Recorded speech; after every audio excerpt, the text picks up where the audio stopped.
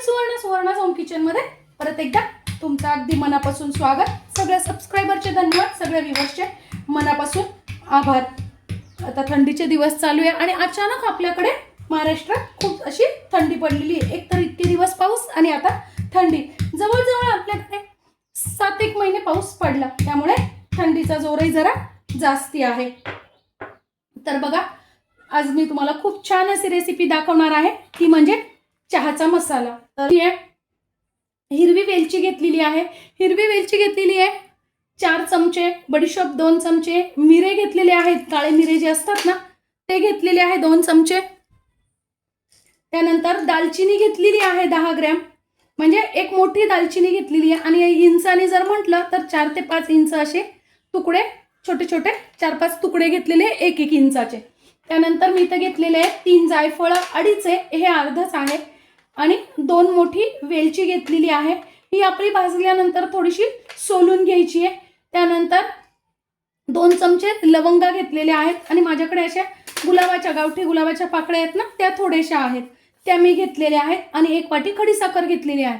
खडीसाखर ही फक्त चहा छान बारीक व्हावा म्हणून घेतलेली आहे, तुम्ही नाही घातली तरी चालणार आहे। आणि सुंठ घेतलेली आहे।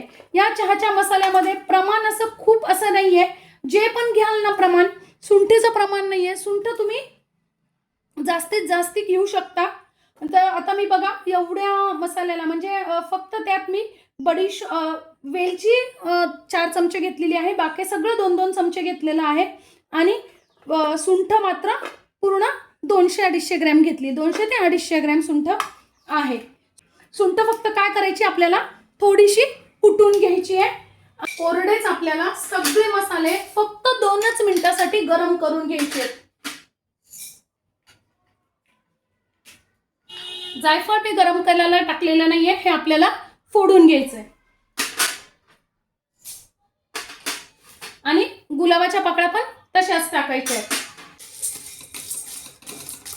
फक्त 2च मिनिटं सगळे मसाले आपल्याला फक्त गरम करून घ्यायचे आहेत, लक्षात घ्या, भाजायचे नाहीये, फक्त गरम करून घ्यायचे आहेत। गरम केल्याने काय होतं, त्यातलं जे ऑइल असतं ना मसाल्यांचं ते रिलीज होतं, म्हणजे थोडंसं त्याचा वास खूप सुंदर यायला लागतो मसाले गरम केल्यानंतर। आणि दुसरी गोष्ट, जर या दिवसात थोडेसे मसाले सादळलेले असतात तर ते बारीक नाही होत, थोडेसे गरम केले की आपल्या छान असा मसाला बारीक होतो। आणि तिसरी गोष्ट म्हणजे मसाला 6 ते 7 महिने फ्रीजच्या बाहेर पण खूप छान राहतो, त्यामुळे मसाले थोडेसे आपल्याला गरम करून घ्यायचे आहेत। बघा या पद्धतीने तुम्हाला अगदी चालू करायचं असेल ना, तर तुम्ही गरम नाही केले तसेच अगदी थोडासाच मसाला करायचा असेल की तुम्हाला 8-15 दिवसांसाठीच हवाय, तर तुम्ही कच्चे मसाले बारीक केले तरी काही हरकत नाही। बघा मसाले मी काढून घेतलेले आहे, आता हे पूर्णपणे थंड होऊ द्यायचे। त्यात ही मोठी वेलची जी आहे ना ती आपल्याला सोलून घ्यायची आहे, कुटायची आहे। बघा फक्त अशी ठिसूळ होईल अशी करून घ्यायची आहे। तुम्ही या ठिकाणी पावडर पण वापरू शकता। तसंच आता मी जे जायफळ घेतलेले आहेत ना ते पण थोडेसे कुटून घेतेय, खूप जास्ती नाही, फक्त थोडेसे असे तुकडे करून घ्यायचे आहेत आपल्याला। आता बघा मसाले पूर्ण गार झालेले आहेत, त्यातच मी खडीसाखर टाकून घेतलेली आहे आणि गुलाबाच्या पाकळ्या टाकून घेतलेल्या आहेत। आता हे छान बारीक करून घ्यायचंय। खडीसाखर आपण तेवढ्यासाठीच टाकतो, मसाला बारीक होण्यासाठी। आणि गरम असताना बारीक करायचं नाहीये, जर गरम असताना बारीक केलं तर मसाला टिकणार नाही, कारण त्याला वाफ येते। बघा किती सुंदर आपला मसाला तयार झालेला आहे, अगदी वास तर पूर्ण घरात दरवळतो, इतका सुंदर असा आपला मसाला तयार झालेला आहे।